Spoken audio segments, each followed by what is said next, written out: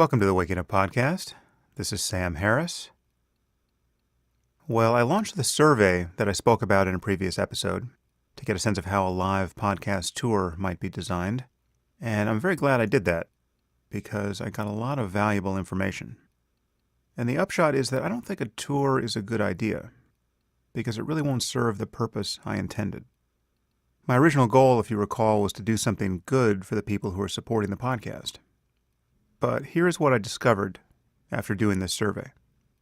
The first thing is that even if I did a 20-city tour, I was planning 10, but even if I doubled that, nearly half the people who are supporting the podcast still live somewhere else.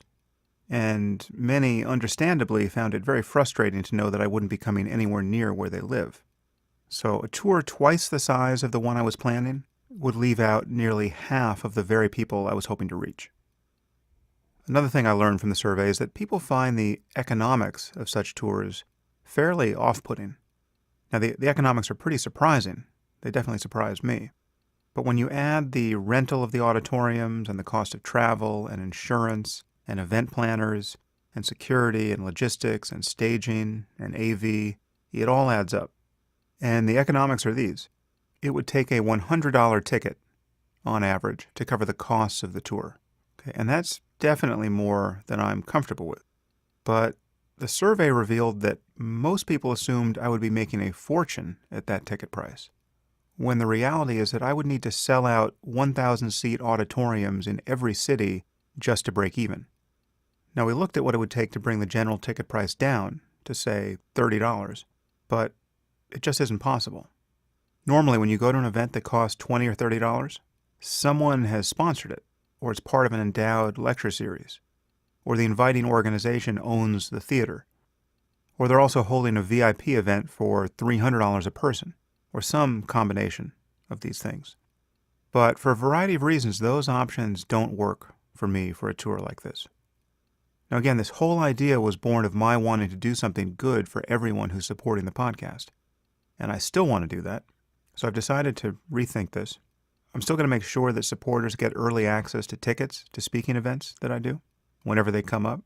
And this includes the event I'm doing in Vancouver in November. But instead of a tour, I've decided to create exclusive content for podcast supporters, which is what many of you have requested.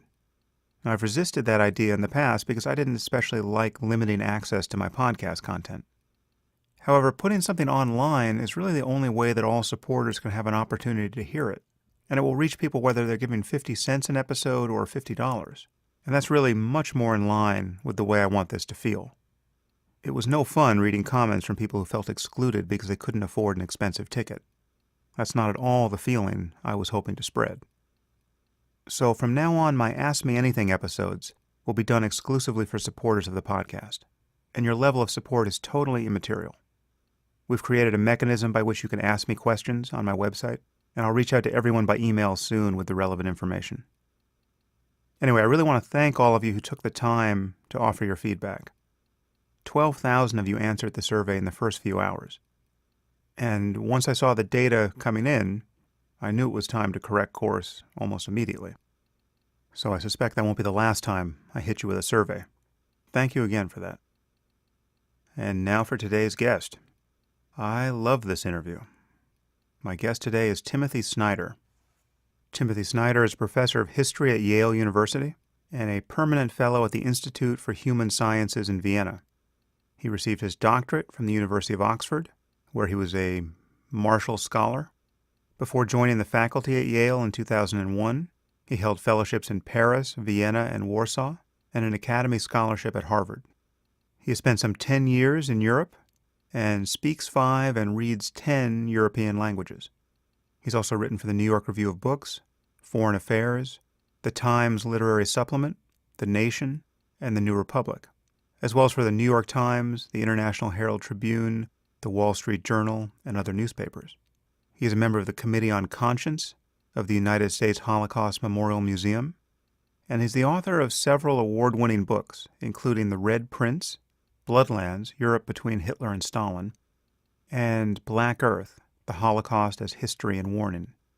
His latest book, On Tyranny, 20 Lessons from the 20th Century, which is what we focused on, is currently #1 on the New York Times bestseller list for nonfiction in paperback.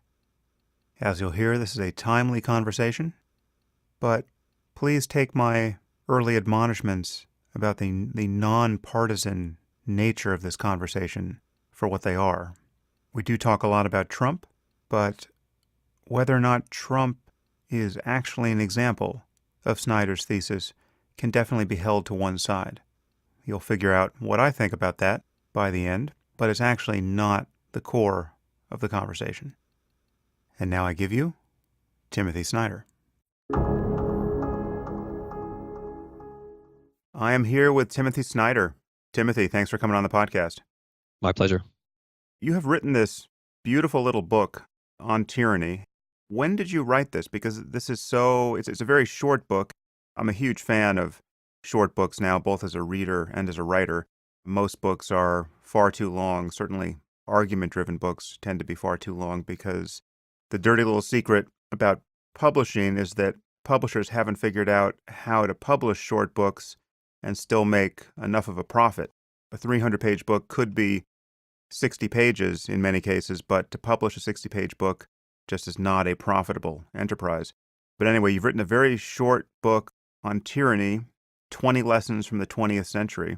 I just want to move through this book fairly systematically, but when did you write it? Because this reads as something you wrote the moment Trump became president.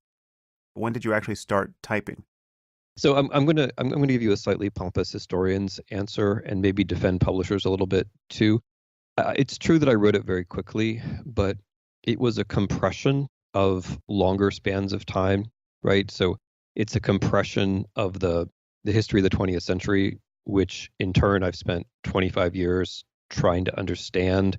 And along the way, many years have been invested very pleasantly in friendships with people who have lived through communism and sometimes fascism.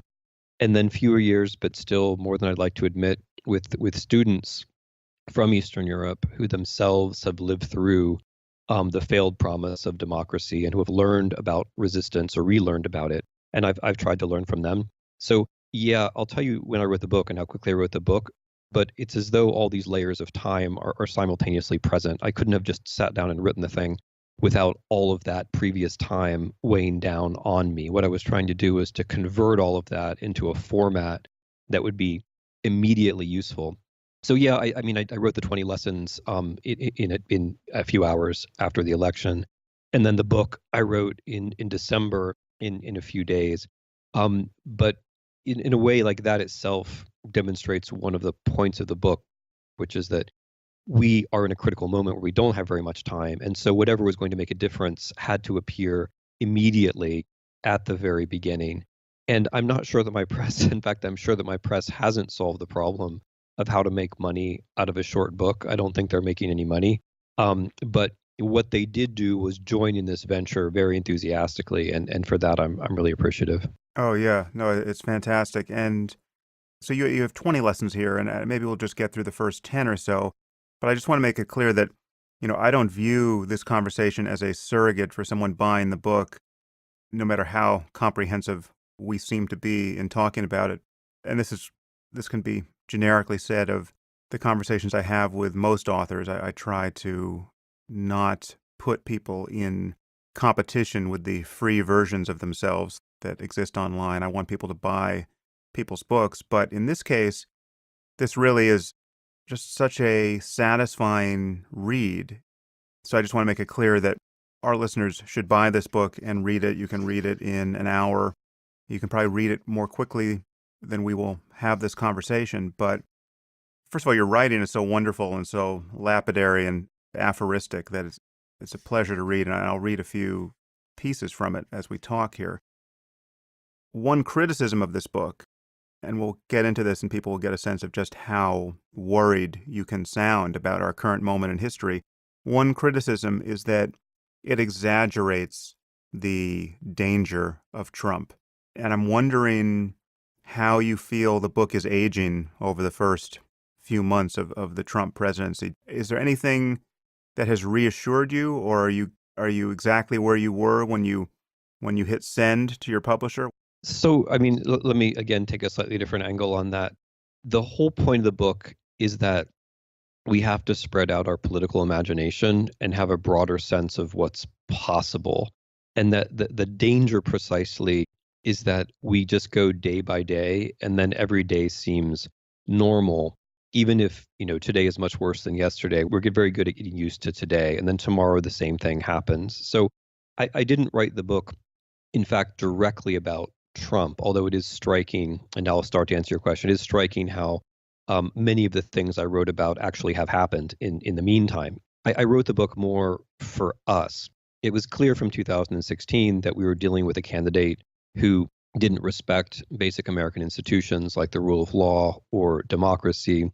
It was clear that we were dealing with a man who was not tolerant, to put it very mildly, and who had a certain vision about how things should be run, which was not consistent with checks and balances or institutional constraints. It was clear that we had a man whose political heroes were foreign dictators who had precisely done away with the rule of law after being elected. So the question is not really so much Trump. The question is us. I mean, what happens in these situations is a person with the kind of character that he has, who finds himself in an institutional situation that constrains him, will push against those constraints. He can't really do anything else. That's who he is. And the relevant question is more, can those constraints hold him? And even more to the point, what can we do to make sure those constraints hold him? That's what the book is really about. So, I mean, when I first posted the 20 lessons, there were a lot of people who thought that I was going overboard. But I have to say, as time has gone past, that has ceased to be a major reaction. And the more dominant reaction has been, how did you see this coming? And the simple answer is that history, doesn't repeat, but history gives you a much broader palette of what's possible. And the point of the book is not to go point by point and hit off particular things that Trump will do, so much as to prepare ourselves to do a whole bunch of different things which make an authoritarian regime change less likely. So, yeah, I mean, some things people have done, I've been reassured by. I've been reassured by lawyers filing briefs in advance. I've been reassured by the spontaneous protests at airports. I've been reassured by the marches. I've been reassured by the new non-governmental organizations that didn't exist before. I've been reassured by the civic mindedness and patriotism of some of our civil servants. I've been reassured by the investigative journalism, especially investigative print journalism at the Washington Post. But on the other side, we have plenty of people who don't see that there's a problem at all. We have plenty of people who are doing the normal human thing of just normalizing the situation and basically taking whatever they're given from day to day. So, but my fundamental reaction about the notion that I'm exaggerating is Americans are super provincial. We don't really have a sense of what's possible because we've been lucky. We overestimate how much we deserve what we get, and we underestimate how we can just simply get unlucky. At the moment, we're unlucky, which means that at the moment, more is demanded of us than would otherwise be the case. Yeah, I don't want people to get the wrong sense of the connection between your book and this current moment, because again, it does read not as narrowly focused on Trump, but you're talking about how democracies can fail and how people can not realize that they are being pulled by the tide of history in a very unlucky direction with great consequence. So we're going to get into this specifically now and talk about your points. Even if you were wrong about Trump, if Trump just has a stroke tomorrow and becomes magically the perfect president, the generic case still holds. If not Trump, then someone. And the election of Trump has proven to many of us, certainly all of us who are alarmed by it, that our system is vulnerable to a demagogue in a way that many of us haven't anticipated. And it's scary for me to imagine someone much more competent than Trump and much more ideological, much more nefarious, but who can find the loophole in our system the way Trump did and come to power. And so I don't want to give people the wrong sense that this is narrowly focused on Trump. And you handle it beautifully because you may mention his name once in here, but you generally just refer to the president, which I thought was very artful, and the book will age well. This is not a book that 5 years from now is going to read like a magazine article. I want to pick up on the point you just raised about how provincial Americans are. And you say here in the beginning Americans today are no wiser than the Europeans who saw democracy yield to fascism, Nazism, or communism in the 20th century. And then you say, well, one advantage is that we might learn from their experience. Now is a good time to do so. Why are we so blinkered? Yeah, thank you for putting the question so baldly, because it's a really important one. If we're going to get out of this mess, we're going to have to notice some of our weaknesses. We've gotten into the habit of congratulating ourselves on our strengths, and this is a ritual that both Democrats and Republicans engage in their different ways. I think it was one of the weaknesses of Obama rhetoric, for example, that we were constantly got into the habit of telling ourselves how good we were at certain things. I think there are three things at play here. The first is the long-standing religious tradition of exceptionalism, the notion that Americans were escaping a world of evil into a pure world, which is, of course, ridiculous on a whole number of fronts, but it's there as a tradition. The second is the obvious fact that we are in many ways a world unto ourselves, and so people who work on American history rarely venture beyond American history. So it's a lot to expect that the American citizen could do better. And the third thing, and maybe the most relevant, is that in a move which I think is going to be remembered as one of metaphysical laziness, we decided after 1989 that history was over, and therefore we disarmed ourselves against the very threats which history ought to have been reminding us of, and we prevented ourselves from seeing some of the weaknesses in our own system. So after 1989, I mentioned 1989 because that's the year when communism came to an end, of course. After that, many of us got ourselves worked into various versions of a story whereby human nature would lead to a market, which would lead to democracy and enlightenment, which would lead to peace or something like that, which is basically a historical nonsense. I mean, there are more left-wing versions of this as well, but all of these theological stories are basically wrong. History is always going to be full of surprises and structural forces that we don't anticipate, and accidents. And the very fact of claiming that history is over is itself a historical choice. It's a historical choice to be ignorant, to forget the concepts which were once useful, and it's a historical choice to be vulnerable when threats start to seep up on you again. That's what's happened to us. That was part of the perfect storm of 2016, is that it happened a full generation after 1989. In a way, it's the payback for deciding that history was over. That's part of what happened. And you describe fascism and communism both as responses to globalization, and this antipathy for globalization obviously played an important role in the 2016 election. Talk about that a little bit. How is a recoil from the world responsible for these anti-democratic tendencies? Thanks for bringing that up, because that's an important part of the answer to some of your other really good questions.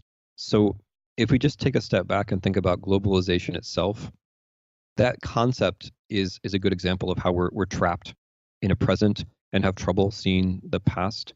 The whole paradigm of globalization, as we've invented it for ourselves in the 21st century, assumes that it's something new. And when you assume that something is new, then you don't see that it has arc, you don't see that it has patterns, you don't learn where it might be going. And the basic fact, and this is one of the things that historians bang their foreheads against the table about, the basic fact is that this is the second globalization. There was a very similar movement in the late 19th and early 20th centuries. We had the same expansion of foreign trade. We had the same export-driven growth. And interestingly, maybe most interestingly, in the late 19th century, we had much the same thing as we had in the late 20th century. We had the idea that these expansions of trade would inevitably lead to expansions of consciousness, and that universal ideas would inevitably triumph. So we've been down this road before. This is the intellectual history of the late 19th and early 20th centuries. And that globalization ends in, as we all know, the First World War, the Great Depression, and the Second World War. So the whole point of remembering this is to be braced. On the one hand, to be braced be braced in the sense of being sobered up, realizing that globalization can also go in these ways, that we shouldn't be surprised that there are contradictions in it and reactions to it, and that some of them can be quite extreme.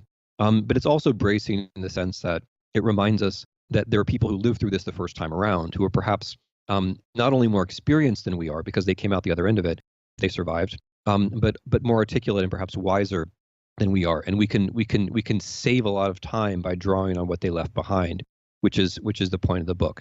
But anyway, that's just all prologue to trying to answer your question. it's natural that globalization is going to bring, even if it brings an average improvement in some kind of abstract notion of well-being, like GDP per capita, that is going to also produce local or fractally local inequalities, and it's going to produce various kinds of resentments because globalization also is the globalization of comparison. It means that people compare themselves to other people in ways that they hadn't done before and can often subjectively feel themselves to be the victims, whether or not they are objectively. That's clearly happened in the United States in the 21st century. Something similar happened in the middle of Europe in the early 20th century. And in that environment, it's very easy then for clever politicians to come around and say, look, globalization is not complicated. It's actually simple. It's not a multi-vector challenge. It's actually a conspiracy. I will put a face on globalization for you. And the way that fascism and National Socialism worked was usually to put a Jewish face on globalization and to say, look, all these problems are not the result of an unhindered process which nobody controls completely, but they're actually a result of a particular conspiracy of a particular group. That's very powerful politically, because then you can get your hands on, figuratively and literally, you can get your hands on members of that group who are inside your country, and you can imagine that you're carrying out some kind of political change. So similarly, although in a minor key, if we think about the U.S. in the 21st century, we think about the campaign, now the presidency of Donald Trump, you see basically the same reaction to globalization. The problem is not that the United States can't control everything.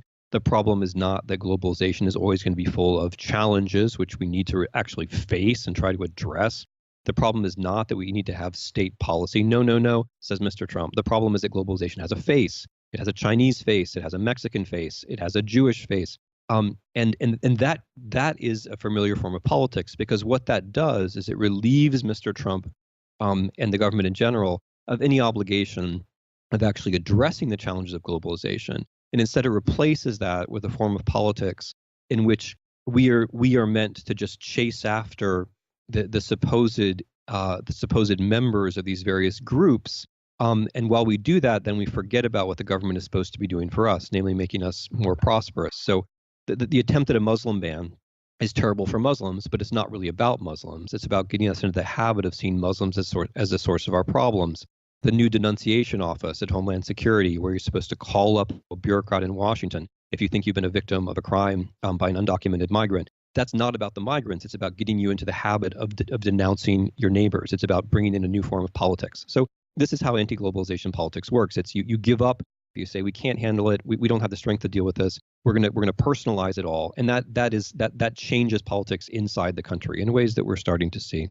Well, when you put it that way, when you say it's not about undocumented migrants, it's about ushering in a new kind of politics, right? Where you have people informing on their neighbors. That seems to attribute some kind of nefarious intention or agency on the part of people who are currently in government. It's not a system working unconsciously in this direction. This is people, and correct me if I'm wrong, it sounds like you are alleging that people are having consciously undemocratic thoughts, whether we want to call them fascistic or some other flavor of edging toward tyranny. We can table that for a second. Yes, we do have people in the White House, such as Mr. Bannon, who are quite consciously ideological and think in far-right traditions that are anti-democratic. We have a president of the United States who spent 2016 telling us that democracy is basically faked, which is one of the things that people say in the first stages of regime changes. When it comes to denunciation, I think people half understand what they're doing, and then when it happens, they take the next step, whether it's the administration or whether it's the citizens doing the denouncing. You cross a certain moral threshold when you do it, but if you denounce somebody, you get praised for doing it, and then maybe you get the first crack at their property or whatever might follow, and then a new cycle begins. So yes, I would say quite clearly there are people who do have what you're calling anti-democratic thoughts. Absolutely. Part of the whole point of history is to recognize that democracy is not automatic, and there are plenty of people who don't like it. But also there are these processes by which both civil servants and citizens get drawn in and then find themselves in a different moral place afterwards, even if they didn't completely understand what they were doing at the beginning.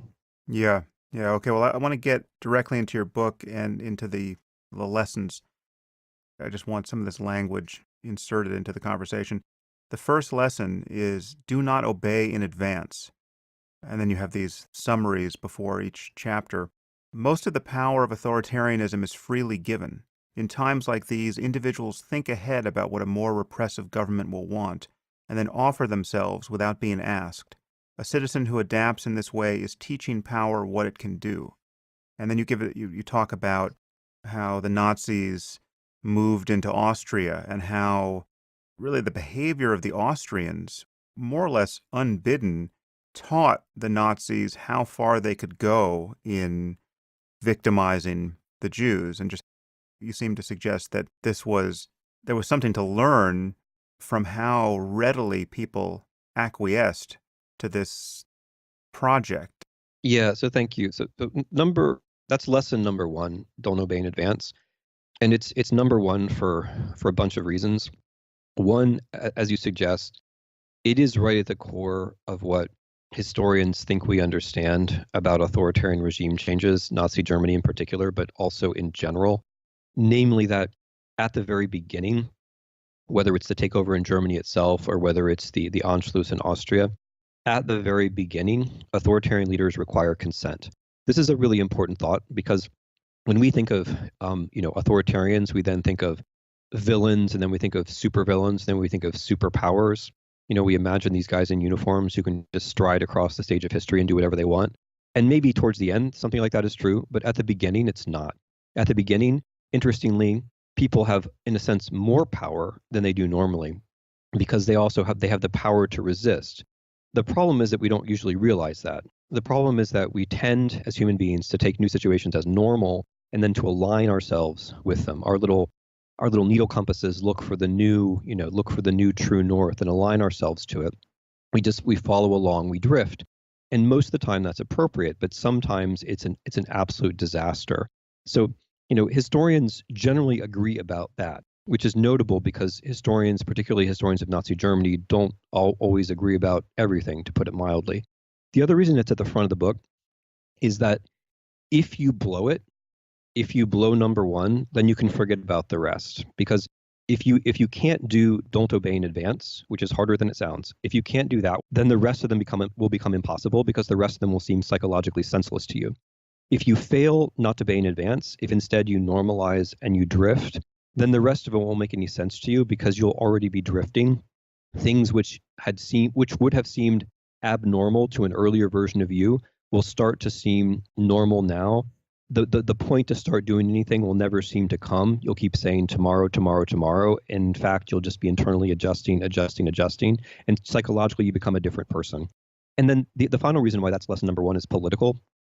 If people don't take advantage of the moment they have in the first weeks, months, and maybe at the outside the first year, if you don't do anything then the system changes and the costs of resistance become much, much higher. So right now, like the little things that we do that would make a difference, like looking people in the eye, subscribing to newspapers, making small talk, founding a neighborhood organization, running for local office, protesting, having political conversations like the one you and I are having. At the moment, these things require just a tiny bit of courage, right? Not very much. But later, when these things start to become illegal or even dangerous, they require much more courage. So politically, you have to get out front and do these things, even if you're not sure exactly what you're holding off. You have to do these things at the beginning.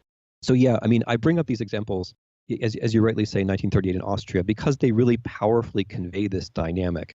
Hitler did not know that he could absorb Austria in a few days. He did it because of the messages he got from below. Austrian Jews did not know they were in such a position of threat. They found out because of how people reacted to the arrival of German force. These actions that the population chooses or doesn't choose to take at the beginning are really crucial to authoritarianism. It means that we have power. It also means that we have responsibility. It means that you don't have the option of doing nothing. In America, in spring of 2017, if you're doing nothing, you're actually doing something. If you're doing nothing, you're helping a regime change come about. So I want to flag the reaction that I know is occurring in some percentage of our listeners, which is that everything you just said, when mapped onto the present, sounds like a symptom of paranoia, right? That this is just like we're fundamentally not in the situation we just described. And we can remain somewhat agnostic about that. I mean, I can't name a person really now who is more critical of Trump than I am. To some percentage of my listeners, I have completely lost my mind on this point, but I want to try to maintain what will be viewed as a less partisan line through this conversation, because everything you're saying here generically applies. Again, if not now, sometime this applies. And certainly, you and I are going to be in large agreement about how much we should be taking seriously these concerns right now, given what has happened in the White House. But again, this is not, even if you're a fan of Trump, these dynamics are in play potentially everywhere all the time, no matter how stable your democracy seems. It's vulnerable to this kind of thing. So I want to move to point 2, which is defend institutions. And you say that institutions do not protect themselves. They fall one after the other unless each is defended from the beginning. And then you use Nazi Germany as an example. And then you quote from an editorial that I had never read. I've read a lot about the Holocaust. I had never seen an editorial like this. And this was written in a newspaper for German Jews. And this is the editorial from the newspaper. This is the editorial's position. So imagine, the New York Times writing an editorial like this in 1933 on the eve of the decade that would usher in the final solution. This is the perspective of German Jews in 1933. We do not subscribe to the view that Mr. Hitler and his friends, now finally in possession of the power that they have so long desired, will implement the proposals circulating in Nazi newspapers. They will not suddenly deprive German Jews of their constitutional rights, nor enclose them in ghettos, nor subject them to the jealous and murderous impulses of the mob. They cannot do this, because a number of crucial factors hold powers in check, and they clearly do not want to go down that road.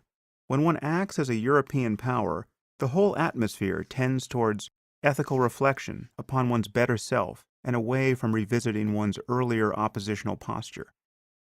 And then you say, such was the view of many reasonable people in 1933, just as it is the view of many reasonable people now. The mistake is to assume that rulers who come to power through institutions cannot change or destroy those very institutions, even when that is exactly what they've announced they will do. So, I mean, this is just the phrase cautionary tale doesn't really do this moment justice.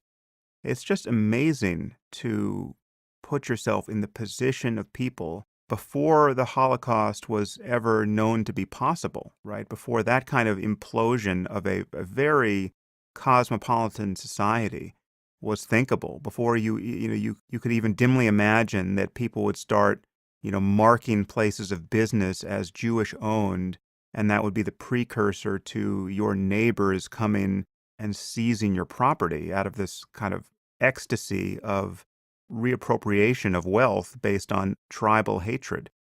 Anyway, talk about the defense of institutions, and again, this kind of natural myopia that people don't see that they're swimming in history.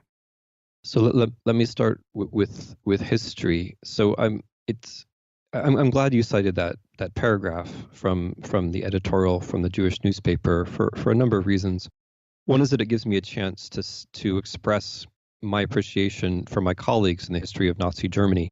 We just know so much about those days and weeks in 1933, and it's thanks to thousands of historians who've been working very hard on these problems for 3 generations now. So I didn't, Sam, it's not that I knew that op-ed either.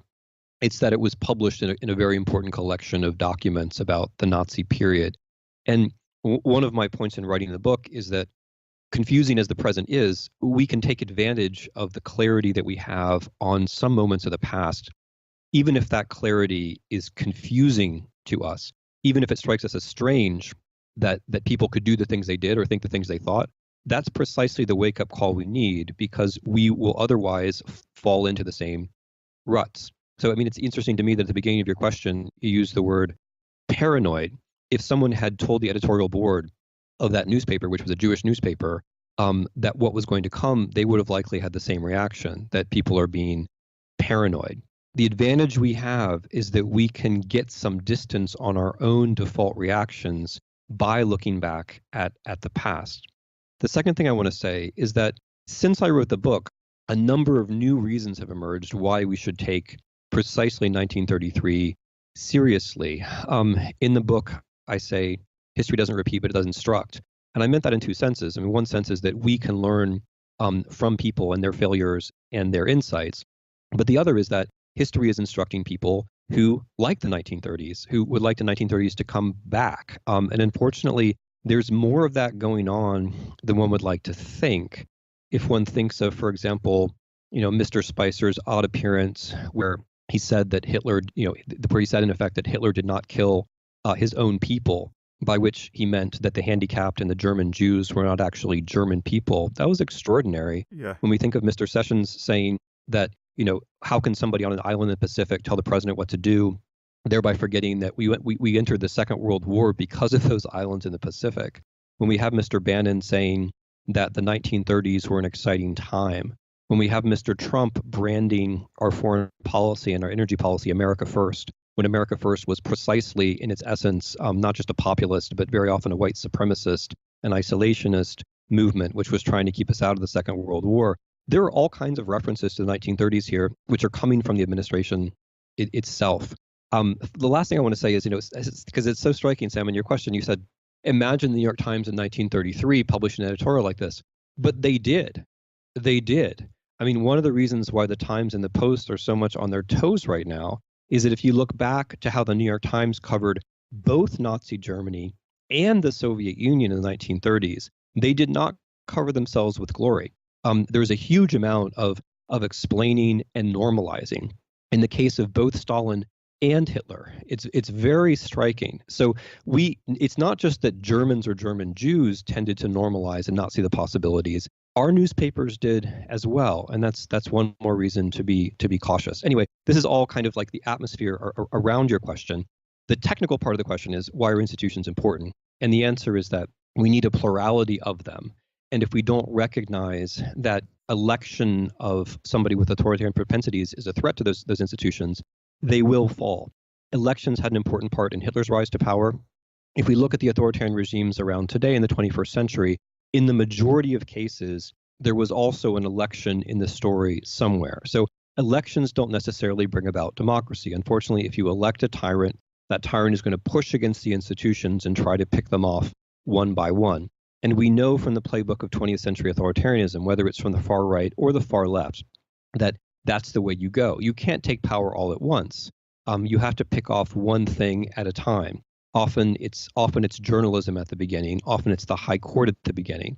But the point is that if you don't draw a line around the first institution, there's a tendency then for the dominoes to fall. You reminded me about that disastrous press conference with Sean Spicer delivering what I think is inadvertently one of the greatest comic masterpieces of all time, when he was talking about the Holocaust centers and just flubbing his answer as badly as any beauty pageant contestant has ever flubbed her answer to why she wants to be Miss America so that she can usher in world peace or whatever it is. It was brutal. In terms of the conduct of American media during the Holocaust, yeah, I'm aware of how bad we were and how short-sighted we were. I guess I was imagining, had Nazism taken hold here, and we heard the same thing from the New York Times at that point, just kind of mapping that case onto our own. There's this amazing document. I think it's Better Homes and Garden. Now you may correct me here. It's one of those home magazines from the 30s. It was like just a tour of Hitler's Eagle's Nest, I think, and it was just a pure puff piece of good PR for Hitler. It was well into the first years of the Thousand-Year Reich, and just suggests our complete delusion at the time. And I'm sorry, I want to apologize to you and to our listeners a little bit. We're experiencing some Skype issues here with the latency. So, for instance, I cannot break in on you, and you really can't break in on me. It's a little odd. So I want to come back to now point number 3, which is beware the one-party state. The parties that remade states and suppressed rivals were not omnipotent from the start. They exploited a historic moment to make political life impossible for their opponents. Again, that's something that is a phenomenon that we can inch toward imperceptibly, I would imagine, where it's just the one party acquires more and more power and disallows more and more of the what used to be the legitimate political norms of a multi-party system. How are we functioning with respect to that particular criteria now, in your view? Yeah, I mean, this is part of the confluence of things that came together in 2016. It's related to Mr. Trump, but it's also in a way distinct. So there's a story that Americans tell themselves, which is that we've had democracy for 200 years, right? And therefore we'll just keep having democracy. Whereas really, I mean, we've had democracy for a few decades since the Civil Rights Act. And in the last half of those few decades, we've been drifting away from democracy quite markedly, allowing unlimited money into politics so that in effect, a couple of people with lots of money outside of a state can determine a state's elections is clearly not democratic. Gerrymandering, to take the example of Ohio, where I'm from, where if you're a member, if you vote for one party, your vote basically counts for half of what someone else's vote for the other party counts as. The Electoral College, where a voter from California has so much less weight than a voter from, let's say, Wyoming. And that's leaving aside the voter suppression laws, which are probably going to get worse. My point is that we were drifting away from democracy already. And Mr. Trump took advantage of that. I mean, obviously, in the simplest sense, he couldn't have won without the Electoral College. But in a more profound sense, the fact that people are quite rightly aware that there's too much money in politics means that he could pose as a friendly oligarch. He could say, well, everybody knows the system is corrupt, it's oligarchical, but I'm your oligarch, and Hillary Clinton is somebody else's oligarch. There are these mysterious, and this is where the global conspiracy comes in. There are mysterious people behind the curtain who are behind Mrs. Clinton, but I stand before you, me, myself, Donald Trump, I'm your oligarch. And of course, that wasn't true in many senses. I mean, it's not clear that Mr. Trump actually has that much money. It's also not true that there were no oligarchs behind him. There were, they just weren't American citizens. But he couldn't have ridden all of that without the basic problem of there being too much money in politics. And that's one of the issues. And another issue is the way that the game is now structured, so that Republicans tend to win, and that creates a problem even for themselves. So that the fact that 31 out of the 50 state houses, I think, are Republican. The way that gerrymandering has become so surgically precise, it doesn't actually help Republicans in the long run, at least if they want to be a party in a two-party system, because it puts them in a position where they win, like this time, when they don't really have any ideas and they don't really have the policies which could help them. So, I mean, what are their policies now? Let's warm the environment. Let's poison the water. Let's poison the air. Let's take away health insurance from 25 million people. And let's give a lot of money to the rich. Okay. I mean, you can. It's fine if people support those policies. It's just a matter of fact that the majority of American voters don't. So the Republicans find themselves in this position of undeserved success. And then when they look out at 2018, what are they going to think exactly? And this becomes then a danger for democracy. When you have a party that controls all the levers of power, and that party doesn't really have a way of democratically legitimating itself, it starts to become tempting to do other kinds of things to stay in power. And this is, again, not about Republicans or about Democrats. It's about human nature. It's about the need for checks and balances, which the founding fathers quite rightly foresaw. So we're edging into this situation, which I hope we can avoid, and which I hope and trust that many decent-minded, patriotic, constitutionally oriented Republicans will also understand. We're edging towards a moment where one has to be really careful not to slip into a one-party situation. It's because it's not just that it's unhealthy for Democrats. That's not the point. It's also unhealthy for Republicans, and above all, it leads to a situation that's very hard to get out of again. When people just get used to having power without being democratically legitimated, it's very hard to get out from under that again. You have this line from a David Lodge novel that is really poignant and beautiful. It's you don't know when you make love for the last time that you're making love for the last time. And then you say voting is like that. Obviously, everything is like that generally. You don't know the last time you are going to pick up your child, because suddenly they're too large to pick up, and you now realize it's been months since you picked them up. And that's That is a feature of life that renders it even more precious. But there's the application to this political situation is obviously apropos, and you say that no doubt the Russians who voted in 1990 did not think that this would be the last free and fair election in their country's history, which thus far it has been. And a little further down the page, the Russian oligarchy established after the 1990 elections continues to function and promotes a foreign policy designed to destroy democracy elsewhere. This is a generic human experience that people can take the actions, in this case democratically, that usher in the end of their democratic privileges. And they do this without any idea that this is what's happening. I guess in other contexts, they may have some idea, or a well-informed person should have some idea. You can respond to that point, but also I'd like to know in this context, what do you make of the fact that so many people on the right, I mean, really all of Trump's defenders, there are Republicans who don't defend him, obviously, but anyone who's defending Trump at this moment has to be perfectly sanguine or oblivious about the Russian meddling in our democracy and just the transparent attempt at this point to undermine it. We're talking about the party that won the Cold War, or think they did. We're talking about, if you had just gone back 3 years ago, you could have reasonably expected no one on earth to harbor more bias against Russia and its history of communism than the Republicans. How did we get here? So let me try to follow my own advice and start not with America, but start with the world. Because one of the elements of our provincialism, which is where you so nicely started the conversation, is that we imagine that things happen here and then they roll outwards, whether it's politics or economics or political theory or movies or fashion. We imagine that it happens here and then everyone else receives it. But that isn't so true anymore. And it's at least, it's not nearly as true as we think it is. And in some crucial respects, the reverse is really happening. In some crucial respects, the main political ideas and trends are not radiating outwards or not moving from the west to the east, but are really coming from the east to the west. I'm not saying that the Russian system is stable. I don't think it is. But they have found a certain equilibrium point where you can institutionalize and stabilize radical economic inequality by way of a very steady and efficiently and beautifully produced diet of fake news, complemented by a series of manufactured quote unquote triumphs abroad. This is a certain model.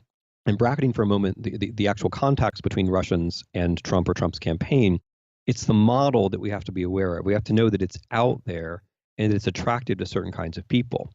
Now, that model cannot generate wealth. It can stabilize inequality. It can give reasons why there should be inequality, namely that we're in a constant struggle against the evil forces of the world. In the Russian case, those evil forces are terrorism and America. And the Russians, when Trump is not looking, constantly say we're responsible for terrorism. So, what it can't do is it can't generate reform, because reform would take the kleptocrats out of power, and it can't generate wealth. It can only justify a status quo of extreme inequality.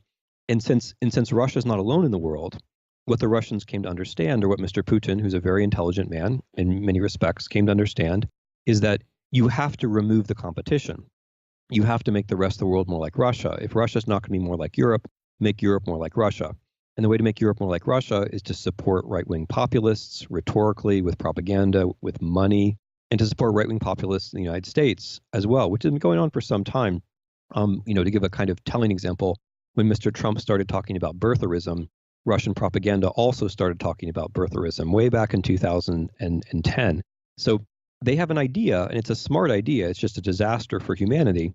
The idea is to bring everyone else down to Russia's level, and to do so partly by supporting the far right, but also partly by trying to spread this idea that there's no such thing as truth, that everything is relative, that there are no facts, and because in that environment, political activity and political opposition become incoherent and impossible. They succeeded at that at home, and now they've been trying to spread that abroad, and they've done so with some success. And one has to recognize their intelligence, and one has to be clear about their aims, because We are now in the middle of that.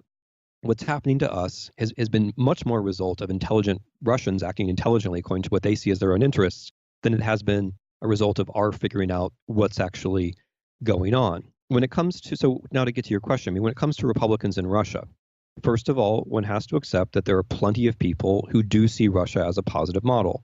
It's not just Richard Spencer, who talks about how Russia is a positive model. There are plenty of evangelical Christians who, perhaps more quietly, regard Russia's stand against what they see as an Islamic problem, and they regard what they see as Russia's embrace of orthodoxy as a positive model. What they see as Russia's appropriate line about homosexuality as positive. There's been a fair amount of circulation of ideas in people through Moscow and back through the American heartland. So there are plenty of people who see Russia as quite properly the leader of a right-wing movement.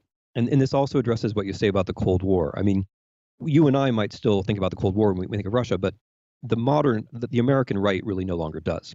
The American right looks at Russia and they see what they think is a model of an anti-terrorist, religion-loving leadership. That, of course, is all just complete hogwash, manufactured for abroad. It's just as bogus as the image of the Soviet Union in the 1930s that attracted elements of the American left. In many ways, it's very similar. In fact, Russia is a very poor country where people are not free, where basically nobody goes to church, and where the number 2 or number 3 person in the country is himself a Muslim terrorist, right? So it's not what people on the American right think it is, but nevertheless they have bought into that image, and it's partly a result of their traveling to Russia. It's partly a result of Russian propaganda. So I mean, we have to accept that in some sense, people on the American right are correct. If you want if you want a kind of kleptocratic, extremely unequal, authoritarian, nominally though not really Christian regime, then they can see Russia as a positive model. That makes a certain kind of sense. Now, if that's not you, if you don't have those ideas and you still think the Russian meddling is not an issue, then there's some factual issues here. And I mean, so I think there are plenty of people who are Trump supporters or Republicans who think the Russia thing, or as Mr. Trump puts it, the Russia and Trump thing. If you think it's not real, I think that's probably an information siloing problem, because if you follow even the Russian press, which is where I started, I mean, I broke this story well over a year ago, writing from Russian sources, because it was quite clear from open Russian sources that the Russian political and media elites were siding with Mr. Trump. It wasn't even the general election then, it was during the primaries. They were already siding with Mr. Trump. And then there were a whole series of revelations over the course of 2016, which everyone should know, right? Everyone should know that the first foreign policy speech was written by somebody on the Russian payroll, that the first Russia advisor of Mr. Trump was on the Russian payroll, that Mr. Flynn, who was the advisor for security affairs and then briefly actually the national security advisor, was on the payroll of a Russian propaganda outlet, that Paul Manafort, who was the campaign manager, was not paid by Mr. Trump, but that he was someone who had offered up to Mr. Putin the possibility of softening up American democracy for Russian influence. These are all things that are publicly known, right?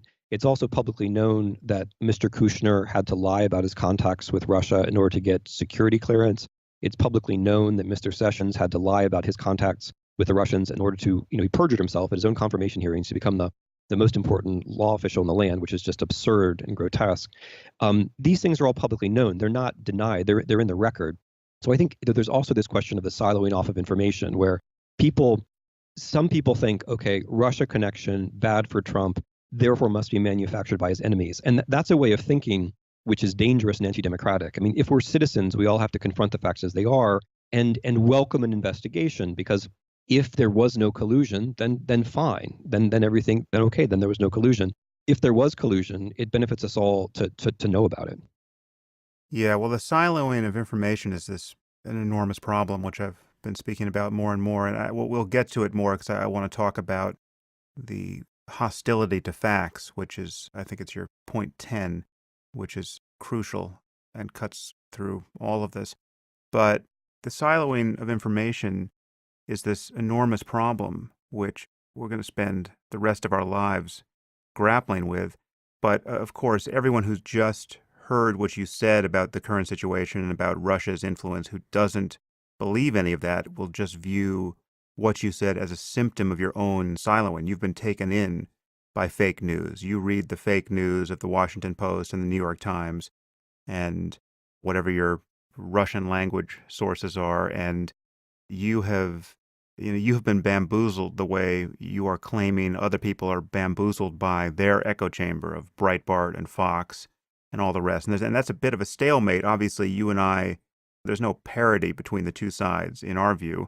So we return that favor, and neither of us will lose sleep tonight wondering whether we're generally right to trust the Washington Post and the New York Times and the Atlantic more than our opponents or critics are generally right to trust Breitbart and Fox. But this siloing problem, this allegation of siloing goes both ways, and it does make these particular conversations almost impossible to have across the sides. Is there anything you want to say about that? Yeah, there's something really basic I want to say about that. It has to do with whether we actually accept facts or not. It's one thing to say, I know fact A and you know fact B. It's another thing when your leaders are trying to teach you to be suspicious of facts as such, which is, I'm afraid, where we are now. So when Ms. Conway tells us that we have alternative facts, or when the president says that journalists are the enemies of the people, when Mr. Bandon says that the journalists are an opposition party, what we have is not one set of facts and another set of facts which can mutually enrich. What we have are people who are actually trying to instruct Americans to be ignorant in a committed way. And that's the language of authoritarianism, and we should just face that that's the way authoritarianism works. And authoritarianism is attractive for that reason. It's more comfortable to hear the things that you want to hear over and over. Now, I mean, Keynes put it very nicely. When the facts change, I change my mind. What do you do, sir? That's my view too. My views about Russia and Trump could be changed by a preponderance of evidence on the other side.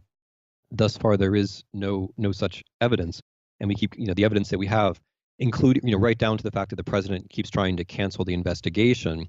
Which is, in my view, basically a confession. I mean, let's face it, if we saw an individual behave that way in some other sphere of life, we'd say, wow, that person is clearly guilty. But if the facts change, I'm happy to change my mind. And it seems to me that that's the basic issue. Are we actually open to facts? Can we actually change our minds? So, that's where I stand. If there's a lot of evidence on the other side, I will change my mind. It happens to be the case that I do read Russian and I do read Ukrainian. And I know a lot of people, who are fairly close to these events personally. I've spent time in the countries. I've watched these things unfold. The name Paul Manafort has been familiar to me for a very long time. The whole cast of characters who are now appearing in American news are people that I've been reading about for, years or even decades. So I think I have some sense of the larger patterns. I think I'm pretty well informed, but I'm happy to yield to someone who's better informed. And above all, what I want is an investigation. So, I mean, if you don't want an investigation, why not? It seems like no harm can come of the investigation. If Mr. Trump is innocent, then, if Mueller produces a wonderful investigation which shows that Mr. Trump is innocent, that's fine. That means all we have is a big intelligence problem because a foreign power was able to intervene in our elections. But if he produces facts in the other direction that show that Mr. Trump is guilty, then I think we should all be willing to recognize that. But if you're hostile to an investigation, then for me, I mean, the question is why? The whole point of investigating is to figure things out. Yeah, well, I would extend that to why not release Trump's tax returns? I'm pretty sure I know why Trump doesn't want to release them, but because, as you say, he was almost certainly not as wealthy as he claimed and was probably largely indebted to the Russians, neither of which is a crime, but all of that's politically inconvenient. But the question is, why would a defender of Trump actually not want him to release his tax returns? If you think he's not this con man of a sort that we've scarcely ever seen, who's lying about everything, why wouldn't you, then what's the harm in having him release his tax returns? The burden is on you to explain why you think that would be a bad idea when every candidate in recent decades has done that. I think we should just jump to lesson 10 here, because it's of a piece with what you just said, and then I'll go back and touch lesson 4. But lesson 10 is believe in truth. To abandon facts is to abandon freedom. If nothing is true, then no one can criticize power, because there is no basis upon which to do so. If nothing is true, then all is spectacle. The biggest wallet pays for the most blinding lights. That's really what has been so animating to me and infuriating more than anything else, has been this assault on truth, this eroding of the norms of civil conversation, where when something is as plain as day, you're forced to acknowledge it. You're forced to acknowledge it by the press. There's personal shame associated with failing to acknowledge it. There are reputational costs. No one listens to you ever again if you're sufficiently out of register with what is true and deny it. We seem to have crossed over into some new place where someone like Kellyanne Conway or, Sean Spicer can endlessly get on television and confabulate. And to its credit, the media has become less and less patient with this. And so you've had these delightful moments where journalists have pressed both of these people in ways that people on the other side would no doubt think is a sign of media bias and lack civility. But the time for civility has long passed with respect to characters like Spicer and Conway. It's just unbelievable how they attempt to euphemize and lie outright. So let's talk about this. I'm just going to read a little bit more of your language here. You submit to tyranny when you renounce the difference between what you want to hear and what is actually the case. This renunciation of reality can feel natural and pleasant, but the result is your demise as an individual, and thus the collapse of any political system that depends upon individualism. And then you reference this Victor Klemperer, who talked about how truth dies in 4 modes. And the first mode, back to your text, the first mode is the open hostility to verifiable reality, which takes the form of presenting inventions and lies as if they were facts. The president does this at a high rate and at a fast pace. One attempt during the 2016 campaign to track his utterances found that 78% of his factual claims were false. This proportion is so high that it makes the correct assertions seem like unintended oversights on the path toward total fiction. Demeaning the world as it is begins the creation of a fictional counterworld. So the assault on truth, I think, is more fundamental to authoritarian regime change than we sometimes realize. And that's because if we do read histories of communism or histories of fascism, the words we're reading are produced by historians who naturally are functioning in a kind of reasonable factual mode. And it's very hard to recall the poetry, the magic of the ideology as it functioned in the time.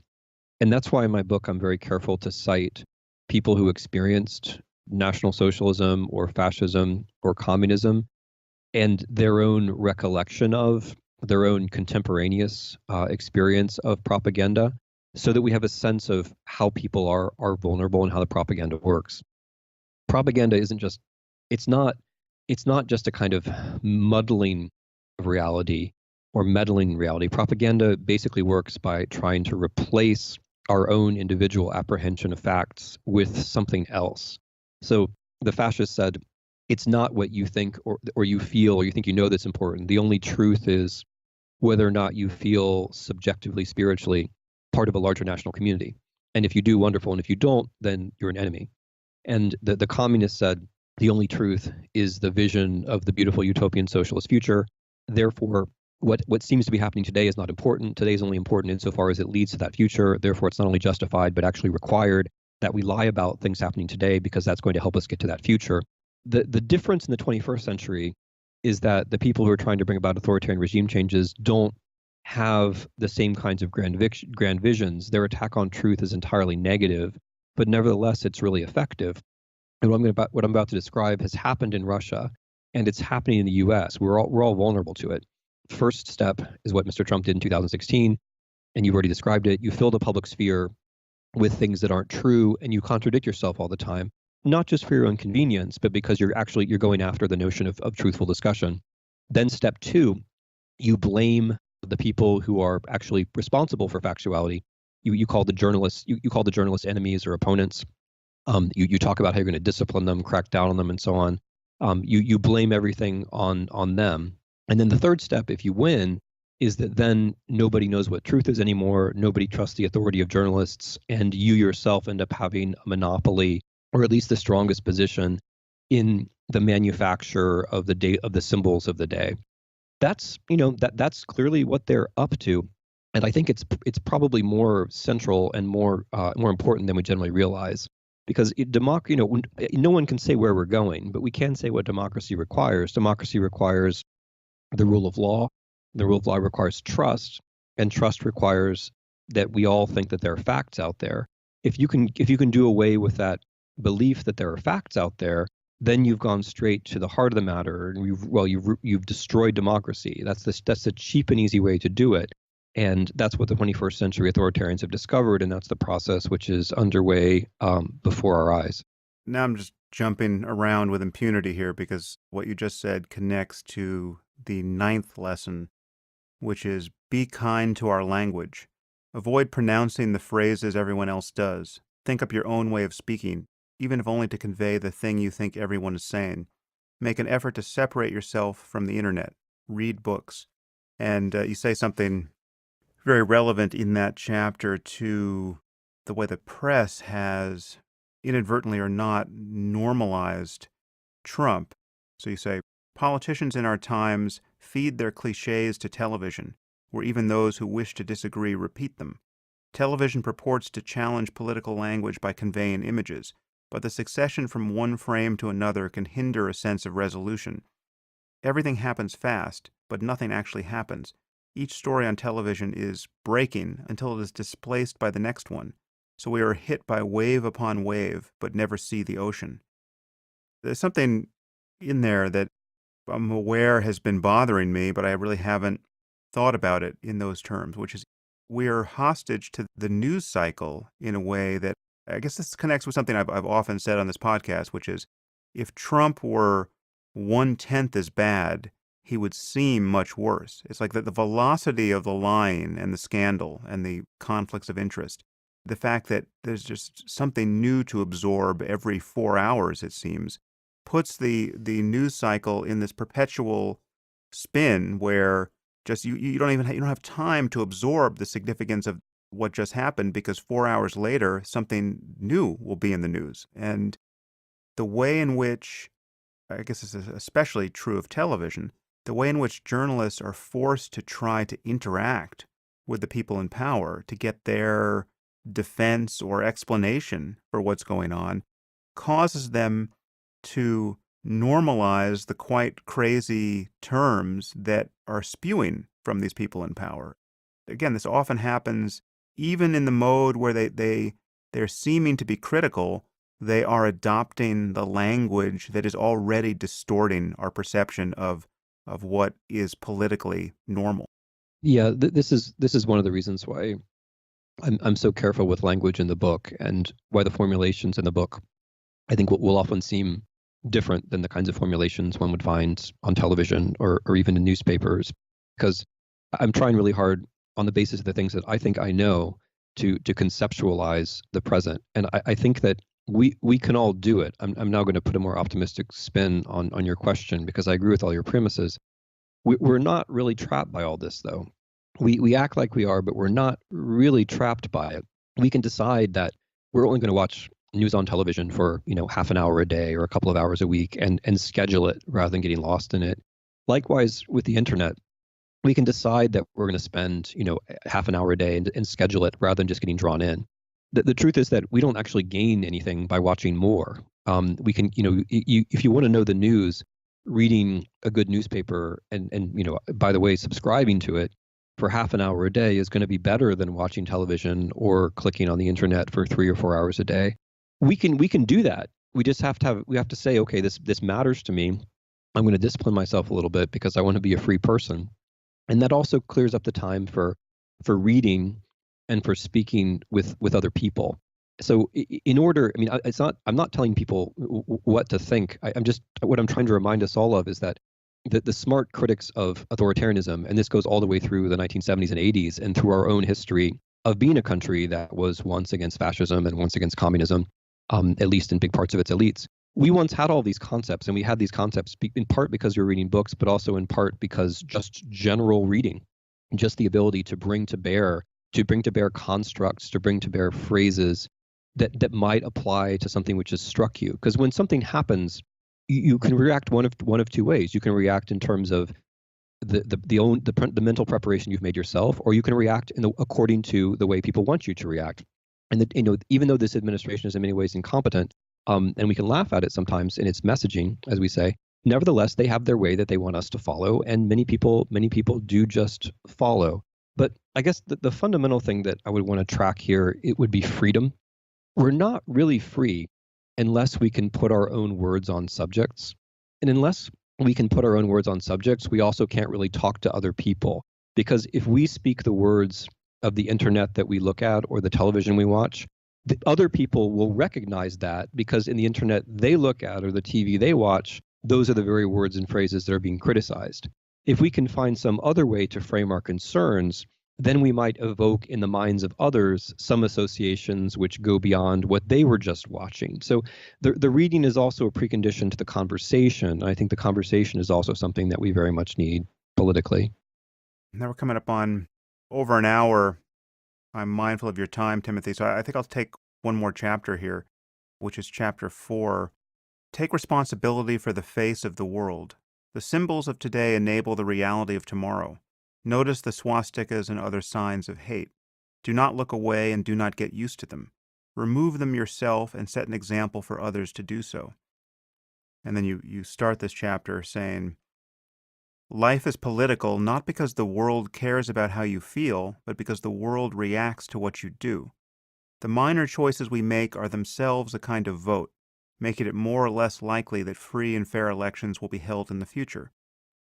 And then you go on to talk about something that Václav Havel wrote in the Power of the Powerless.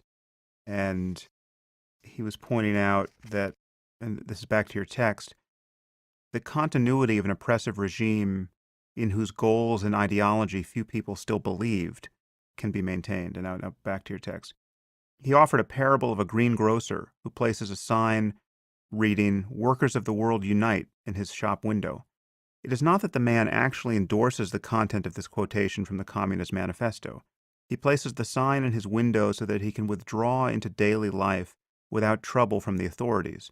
When everyone else follows the same logic, the public sphere is covered with signs of loyalty and resistance becomes unthinkable. It's that withdrawal into daily life that is interesting to me. And I think people feel it on both sides here. I mean, people who would never, at least at this stage, post or utter any sign of loyalty still find it, in certain cases, too painful to express any dissent, or too risky socially, or it's just not worth the hassle. What's the point of going public with one's feelings on this? Maybe I'll talk about the risks and the rewards by returning to some of the remarks you made at the beginning of the conversation, where you were trying to gather in listeners who might find the direction of this conversation to be too extreme. I just want to stress that in the connections that I'm making, I'm being instructed not just historically but also personally by people who have lived through these kinds of regimes, and it's not just the knowledge or the appreciation of the generosity of the political theorists whom I'm citing. It's also the contiguity, the personal contiguity, which makes this all seem real to me. So, I mean, just before I started talking to you, I was returning an email from a woman who is the daughter of a German Holocaust survivor, and who talked about how her mother, before she died, her mother forgave her German friends for their embrace of unfreedom. So she watched it happen. She fled as a girl. Her family fled. She survived, but she remembered this process. Or there was a Polish Holocaust survivor who I know, or I should say, knew, who had a wonderful career in literature and was writing up to the very end, but who suffered from cancer.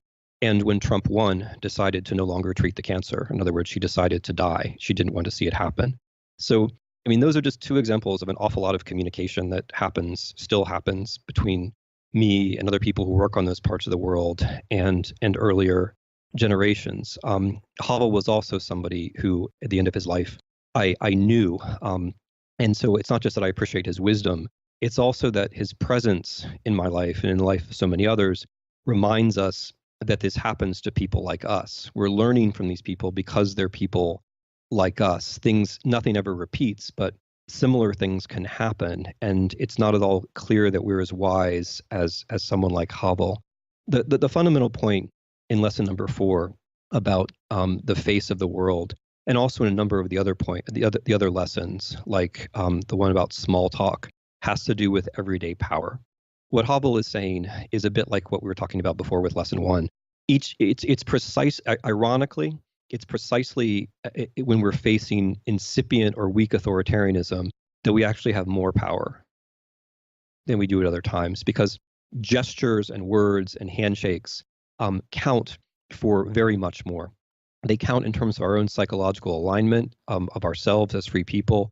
They count in their affirmation and their encouragement of people who might feel marginalized. We don't know who those people are, but if we affirm everybody, then we know people are going to feel better. And we also are able to change the general atmosphere.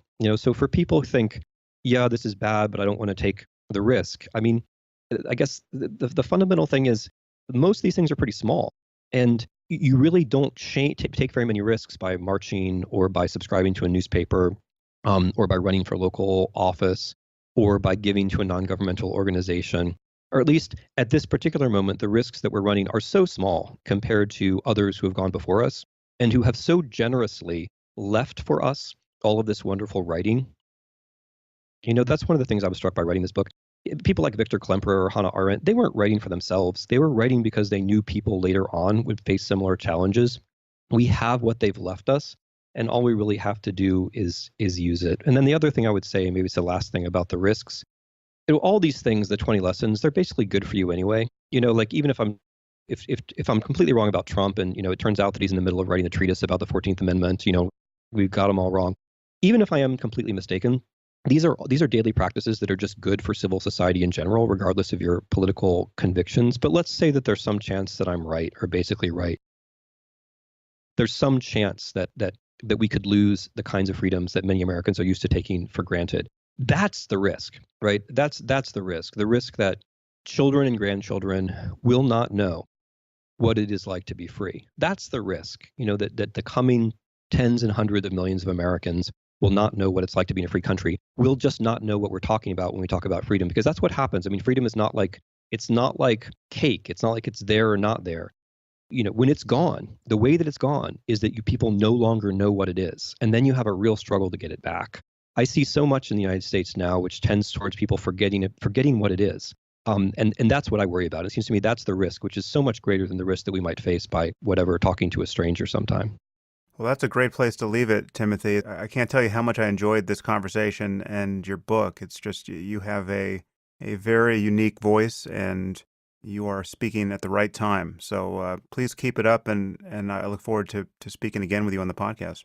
It's really been my pleasure, and I appreciate your preparation and all of your work. And I'm really glad that we had the chance to do this. And I hope that we can talk again, whether in this form or in person. I hope in person.